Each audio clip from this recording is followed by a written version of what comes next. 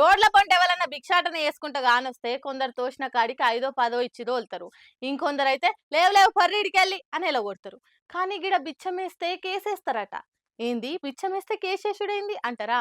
చూడురైతే. ఇదెక్కడి మాస్రా మావా అనుడు పక్కా ఓగాల మీరు ముచ్చటింటే మామూలుగా రోడ్ల మీద ఎవరైనా దిక్కుతోచని పరిస్థితులుంటే 5 10 ఇచ్చి సాయం చేయురని చెప్పేటోళ్ళని చూసినాం గానీ మధ్యప్రదేశ్ లో ఉన్న ఇండోర్ కాడ మాత్రం భిక్షాటన చేసేటోళ్ళకి ఎవరైనా పైసలు ఇస్తే ఎఫ్ఐఆర్ రాసి కేసు బుక్ చేస్తారట. మళ్ళీ ఎందుకు ఇట్లా అనంటే యాచకులు లేని నగరంగా మార్చేతందుకు ఈ నిర్ణయం తీసుకురట సెంటర్ వాళ్ళు. మళ్ళీ ఇది ఎప్పటిసంది అనుకుంటురు కొత్తేడాదికెళ్ళే అంటే జనవరి 1 2025 నుంచి షాలు కాబోతుంది. దీనికోసం దగ్గర దగ్గర 10 నగరాలల్లో పైలట్ ప్రాజెక్ట్ పేరుతోని దీన్ని షురూ చేస్తారు. ఈ ముచ్చటి ఇట్లుంటే ఇది ఉత్తర మధ్యప్రదేశ్ లోనే కాదు ఢిల్లీ, బెంగళూరు, చెన్నై, హైదరాబాద్ కూడా లిస్టులు ఉన్నాయట.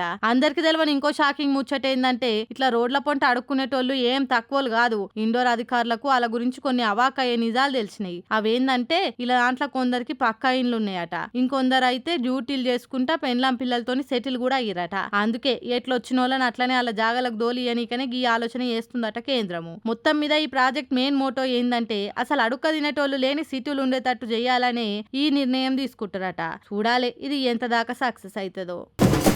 అప్పుల మీద పెద్ద రచన అవుతున్నది. మేము 30 రూపాయల అప్పు తెస్తే 100 రూపాయల అప్పు అని చెప్పి మందిని నమ్మిస్తుండని బీఆర్ఎస్ వాళ్ళు అంటుర్రు. కరోనా కాలం చేయబట్టి అంత అప్పైంది కానీ లేదంటే అప్పు ఎందుకు చేస్తుంటిమి అని కార్పాటోళ్ళు కాంగ్రెస్ వాళ్ళ మీద కన్నెర చేస్తుండ్రు. అప్పుల మీద సభల పెద్దలొల్లే అవుతుంది. ఆర్బీఐ కుద్దు లెక్కలు చెప్తుంటే వాటిని డబల్ చేసి బీఆర్ఎస్ సర్కార్ అప్పు చేసిందని మందిని మత్పరిస్తుండని మండిపడుతుండు మాజీ మంత్రి హరీష్ రావు సారు. ఆర్థిక మంత్రి భట్టి సార్కు లెక్కలు వచ్చా అని ఎడ్డిస్తుండు. ఆర్బీఐ చెప్పిన దాని ప్రకారంగా కాంగ్రెస్ పార్టీ ఏడాది పాలనలో చేసిన అప్పు 1,27,208 కోట్లు. అంటే 5 ఏళ్లలో కాంగ్రెస్ పార్టీ చేయబోయే అప్పు 6,36,400 కోట్లు. అదే బీఆర్ఎస్ ఏలుబడిలో చేసిన మొత్తం అప్పు 4,17,496 కోట్లే. కానీ 7 లక్షల కోట్ల అప్పు చేసిండ్రని బద్నామేస్తుండ్రు. నేను సవాల్ చేస్తున్నా ఆడిటర్లను, ఫైనాన్స్ నిపుణులను పిలిచి లెక్కలు తీయమనుండ్రి. 7 లక్షల కోట్లను తేలితే దేనికంటే దానికి సిద్ధమని హరీష్ సారు సవాల్ చేసిండు. మీరు గతంలో బీఆర్ఎస్ పార్టీ 10 ఏళ్ల కాలంలో 671 అని ఒకరంటారు, 7 లక్షల కోట్లని ఒకరంటారు, 711 అని నోటికొచ్చినట్టు మాట్లాడుతున్నారు. I challenge in this house. ఒకరోజు స్పెషల్ గా డిబేట్ పెడతారా పెట్టండి, లేదు ఆడిటర్లను పిలిచి పెడతారా, ఫైనాన్స్ డిపార్ట్మెంట్ పెట్టి పిలుస్తారా పిలవండి.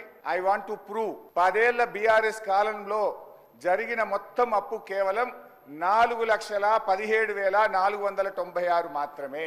కానీ గోరంతలు కొండంతలు చేసి గోబల్స్ ప్రచారం చేసేటువంటి ప్రయత్నాన్ని ఈ సభ ద్వారా నేను తీవ్రంగా ఖండిస్తా ఉన్నాను. ఒక అబద్ధాన్ని 100 సార్లు చెప్తే నిజమైతే అనే విధంగా గోబల్స్ ప్రచారం చేస్తా ఉన్నారు.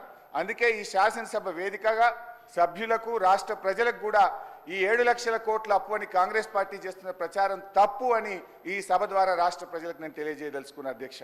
అధ్యక్ష ఆర్బీఐ కంటే గొప్ప వాళ్ళు అయితే ఉండరు అధ్యక్ష. ఇన్ఫ్యాక్ట్ అధ్యక్ష ఈ 4,17,496 కోట్లలో కూడా 10 ఏళ్ల బీఆర్ఎస్ పాలనలో 4-5 ప్రత్యేకమైన విషయాలు ఉన్నాయి. 2 వరుస కరోనా సంవత్సరాలు రావడం వల్ల కేంద్ర ప్రభుత్వం అప్పుడు మొత్తం దేశం యొక్క ఎకానమీ అతలాకుతలమైంది. మీరు రాష్ట్రాలు 1.75% అదనంగా అప్పులు తీసుకోండి, క్యాపిటల్ ఎక్స్పెండిచర్ చేయండి అని కేంద్ర ప్రభుత్వం చెప్పడం వల్ల మనము తీసుకున్నటువంటి అప్పులు కూడా ఉన్నాయి. తప్పుడు లెక్కలు చెప్పి చేతి గుర్తోళ్ళు సభను తప్పుతో పట్టిస్తుండ్రు. మేమన్న మాట ప్రకారంగా కాంగ్రెస్ వాళ్ళు ఎంత అప్పు చేసిండ్రో లెక్కలతో సహా చూయిస్తాం, మేమెంత చేసినామో చూపెడతాం. ఇక దేనికంటే దానికి సిద్ధమని లెక్కలు చెప్పుకొచ్చిండు సారు.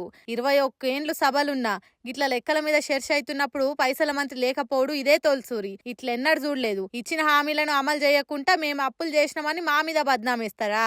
ఆర్బీఐ లెక్కలు కండ్ల గానొస్తలేవా? వాళ్ళకంటే గొప్ప లెవెలున్నారు. అంత అప్పు కూడా ఎందుకైందో మీకు తెలియదా? కరోనా కాలంలో మొత్తం దునియానే లాసులు నడిచింది.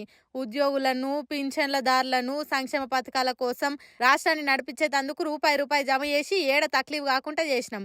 కట్టే తాకతున్నది కాబట్టే బాజాప్తా అప్పు తీసినాం.